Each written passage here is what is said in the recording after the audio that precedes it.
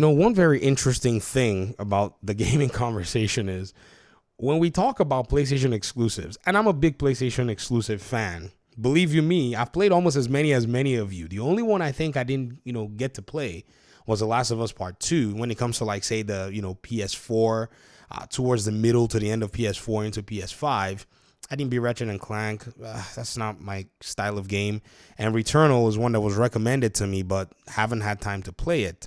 However, when you bring all the third-person ones out there, man, I am your guy. I like these, PlayStation third-person games. I enjoy them. I don't mock them. Again, because they're kind of my jam. Once in a while, get into some of these games, enjoy yourself. Uncharted games, my deal, and all of the above. But one thing I have to say, guys, I got to call cap when my fellow PlayStation fans say that, the greatest games are made on PlayStation. Get the heck out of here with that, guys. Stop it. And even I myself will tell you, and even the games that are beating PlayStation games on the head with a stick, I haven't even played most of them. Like, I haven't even beaten them. I own them, but I'm just not even getting into them because, they're just not, they kind of have a little bit of an extra, kick or umph to it or flavor that I'm not too, I'll be honest with you. Don't really vibe too much with them initially. I may have to give it a little bit more of an umph before I get into it. And I wanted to go ahead and say that because obviously when you take a look at, say, even the reception of some of these games, you got to admit, man, these studios, they have something that PlayStation wishes it had in terms of some of their games. I mean, look at The Witcher 4. Its reception is wild. Like, it is out of this world. I looked at the views for this game and I looked at the views for Naughty Dog's game. And, bro, they're in two different worlds. Already, the IGN trailer's got 1 million views. Now, granted, the Naughty Dog was the last presentation in the, at the Game Awards. But again, I think an Uncharted game, if they had announced it, would have probably made it happen.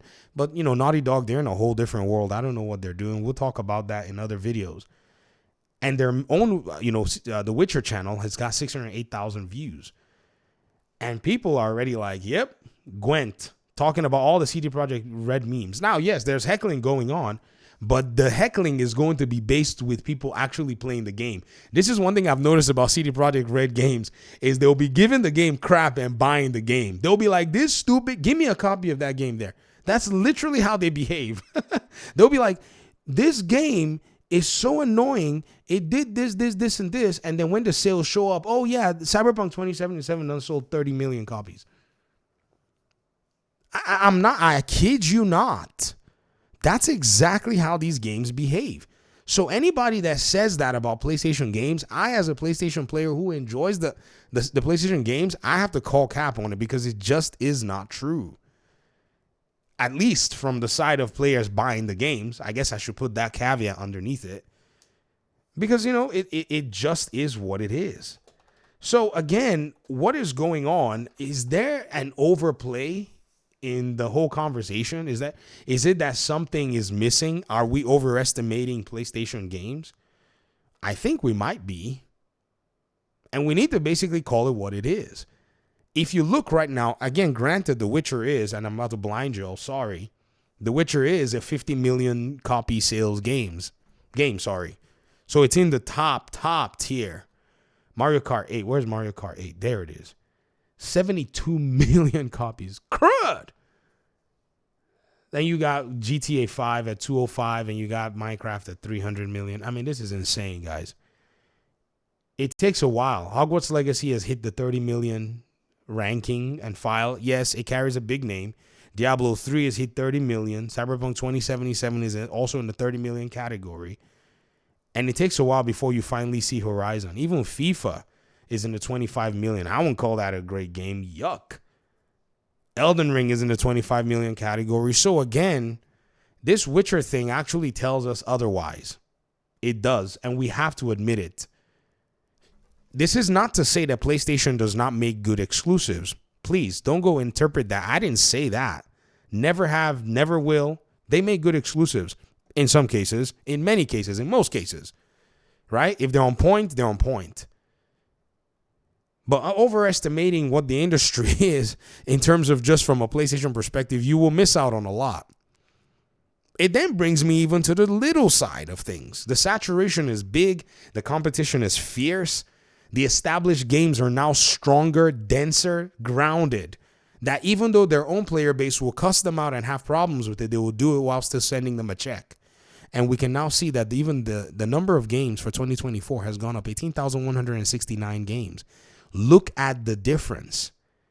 See, exclusivity is under serious threat from the saturation in the market. Anyone who does not have in their pipeline games ready to go to everybody else on a whim, I'm telling you, they are setting themselves up for success. They're setting themselves up for success. They're setting themselves up for failure if things don't work out.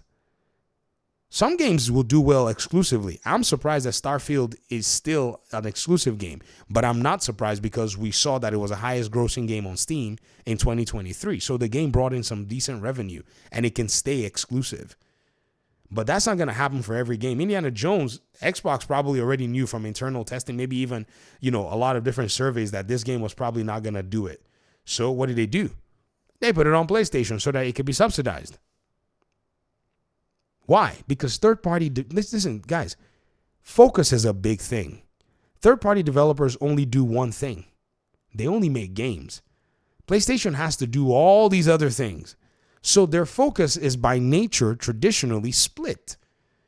So the split focus just by design, in a sense, speaks that, when it comes down to it, PlayStation is going to not be able to have the focus that these developers pretty much own in ensuring that they can put in their 100% energies into making just these games.